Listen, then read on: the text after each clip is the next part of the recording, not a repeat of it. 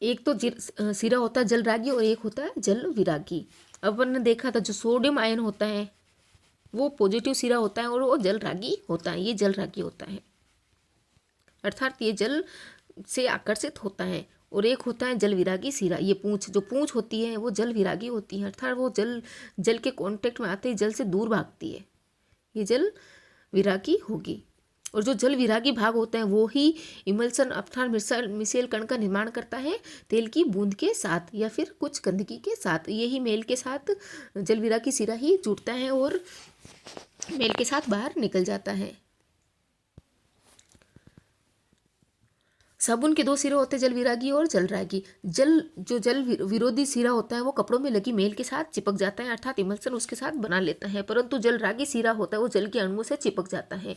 अब देखो आपको याद रखना होगा, जो इमल्सन जो तेल की बूंद होती है, जो मेल होता है, मेल से हमेशा जल विरागी सिरा ही जुड़ेगा और जल के साथ हमेशा जल रागी हो। क्यों? जल के साथ क्या होगा, जल से राग करने वाला जल रागी होगा, वो जल से ही जुड़ेगा ओनली। और जो जल विरोधी है, जो जल विरागी है, जो जल के साथ नहीं जुड़ता, वो मेल के साथ ही जुड़ेगा। ये तो जैसे वर्ड लिखे हुए वो अपन अच्छे से समझ सकते हैं। जल रागी जो जल से साथ जुड़ने वाला जल रागी, और जल विरागी जो जल से दूर रहता हो, अर्थात जो जल से तो दूर है तो वो मेल के साथ ही चिपकेगा।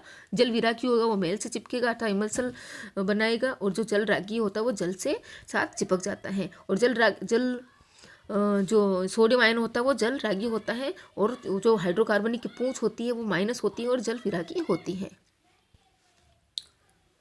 इसी क्रिया के साथ मिसेल कण का निर्माण होता है। इस जहाज में साबुन के अणु का एक गोलाकार आकार में व्यवस्थित हो जाते हैं और ध्रुवीय भाग इनका जो होता है वो जल के साथ चिपक जाता है। कार्बन 4 इलेक्ट्रॉन खोकर किस उत्कृष्ट गैस के इलेक्ट्रॉनिक विन्यास को प्राप्त करता है। अब अपने को पता है कार्बन क्या होता है। कार्बन 1s2 2s2 2p 6 होते हैं इसके टोटल इलेक्ट्रॉन, तो इधर 4 आ जाएंगे, नहीं इधर 2 आ जाएंगे, तो ये 4 हो गए। तो क्या बोल रहे हैं कि जो 4 इलेक्ट्रॉन है ये इस इसके जो 4 इलेक्ट्रॉन है ये 2s2 और 2p2 के, ये 4 इलेक्ट्रॉन खो देगा तो इसमें कितने इलेक्ट्रॉन बचेंगे और कौन सा इलेक्ट्रॉनिक विन्यास ये प्राप्त कर लेगा, तो हीलियम कर लेगा, क्योंकि जो 2 होता है वो हीलियम का होता है। ग्रुप प्रॉपर्टी में खनिज के रूप में कार्बन की कितनी मात्रा पाई जाती है? 0.002% पाई जाती है। कार्बन का एक गुण बताइए जिसके कारण वो अणुओं से जोड़ता रहता है, वो श्रृंखलन के गुण होता है, श्रृंखला बनाता रहता है, एक से बात दूसरे कार्बन के अणु से जुड़कर बड़ी लंबी संख्या में संकलन करके एक लंबी श्रृंखला बनाता रहता है छोटे छोटे अणुओं से जुड़ के, इसको संकलन का गुण कहते हैं। एस्टर अम्ल या एस्टर जो होता है वो अम्ल या क्षार की उपस्थिति में अभिक्रिया करके पुनः अल्कोहल और कार्बोक्सिलिक अम्ल बनाता है। इस अभिक्रिया को बताइए। इस अभिक्रिया को सार्वनीकरण कहते हैं। इसको अपन ऐसे समझते हैं कि जो एथेनोइक अम्ल होता है, एथेनोइक अम्ल CH3COOH वो होता है एथेनोइक अम्ल। ये एथेनॉल के साथ C2H5OH एथेनॉल के साथ मिलकर मिलकर एस्टर का निर्माण करते हैं। CH3COO और CH2 CH3 ये एस्टर हो गया इधर। तो क्या हो गया, एथेनोइक जो अम्ल होता है वो एथेनॉल से साथ जुड़कर या फिर उससे रिएक्शन करके अम्ल उत्प्रेरक की उपस्थिति में वो एस्टर का निर्माण करते हैं। और जो एस्टर होता है वो एस्टर अम्ल या फिर क्षार की उपस्थिति में एथेनॉल या फिर कार्बोक्सिलिक अम्ल बनाते हैं।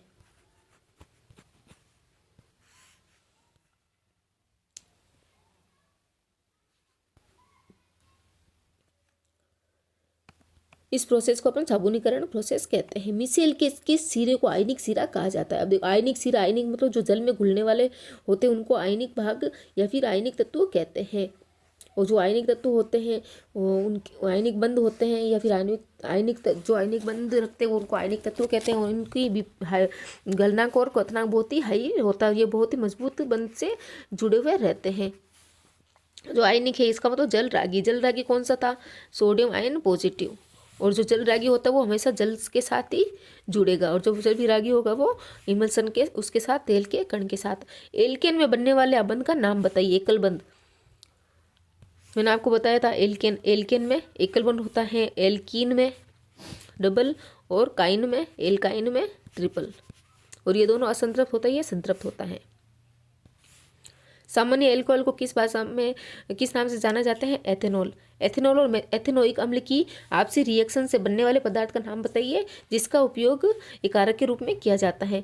अपन ने देखा था अभी, मैंने आपको बताया था एथेनॉल प्लस एथेनोइक मिलके एस्टर बनाते हैं, और एस्टर जो होता है वो क्षार और अम्ल की रिएक्शन से कार्बोक्सिलिक अम्ल और एथेनॉल बनाते हैं। मिचेल विलियन में किस रूप में बने होते हैं, कोलाइडी रूप में इमल्सन बनाते हैं, अर्थात ये इमल्सन एक कोलाइडी विलियन कहलाता है। मिचेल विलियन में किस कारण अवक्षेपित नहीं होते, आयन की विकर्षण के जो रिपल्सन होता है आयन का, इस वजह से वो अवक्षेपित नहीं हो पाते।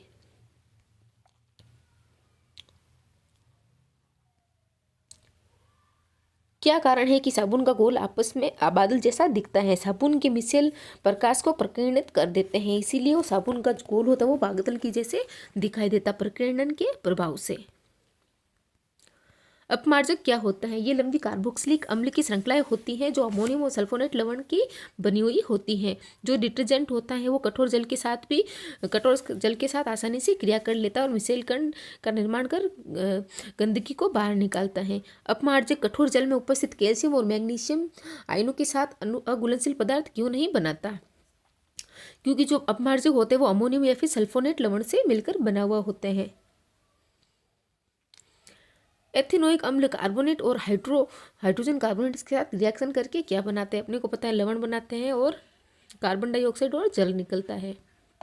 एथेनोइक अम्ल कार्बोनेट और कार्बोनेट के साथ अभिक्रिया करके कौन सा लवण बनाते हैं, सोडियम एसीटेट बनाता है और साथ में कार्बन डाइऑक्साइड और जल। एसिटिक अम्ल में कितने प्रतिशत विलयन से सिरका बनता है, 3 to 5% एसिटिक अम्ल का जो विलयन होता है उसको लेके और साथ में जल मिला के सिरका बनाया जाता है। शुद्ध एथेनोइक अम्ल का गलनांक कितना होता है, 290 केल्विन या फिर 17 डिग्री सेल्सियस। एल्कोहल ग्रुप के उस एल्कोहल का नाम बताइए जिसमें सेवन के चाक्षुष तंत्रिका प्रभावित होती है और व्यक्ति अंधा भी हो सकता है। मेथेनॉल, जो मेथेनॉल होता है, मेथेनॉल और एथेनॉल जो एल्कोहल होता है एथेनॉल उसको कहते हैं, एल्कोहल को एथेनॉल भी कहते हैं। जो एथेनॉल होता है वो बियर वगैरह इनमें पाई जाती है। जो मेथेनॉल होता है उसको अपन बहुत जहरीला होता है, इसमें सारे एथेनॉल के गुण ही पाए जाते हैं पर ये बहुत ही जहरीला होता है, इससे मृत्यु तक भी हो सकती है। विकृत एल्कोहल बनाने के लिए एथेनॉल में क्या मिलाया जाता है जिससे ये जहरीला हो जाता है, मेथेनॉल। यकृत में मेथेनॉल ऑक्सीकृत होकर कौन सा पदार्थ बना लेते हैं, मैथेनेल बना लेता है, इसीलिए वो चाक्षुष विकृति इनमें उत्पन्न हो जाती है। एक निर्जलीय कारक का निर्माण नाम बताइए, सल्फ्यूरिक अम्ल H2SO4 जो निर्जलीय कारक के रूप में काम लिया जाता है। कितने केल्विन ताप पर एथेनॉल को सांद्र सल्फ्यूरिक अम्ल के साथ गर्म करने पर एथेनॉल का निर्जलीकरण होकर एथिन बन जाता है, अर्थात जो एथेनॉल है उसमें से पानी जो होता है उसका निर्जलीकरण होकर हाइड्रोजन और ऑक्सीजन निकलकर एथिन बन जाता है 443 केल्विन पर। हाइड्रोजन सोडियम के साथ अभिक्रिया करके कौन सी गैस उत्सर्जित करता है, हाइड्रोजन। हाइड्रोजनीकरण अभिक्रिया में किस उत्प्रेरक का उपयोग किया जाता है, निकल या फिर पैलेडियम।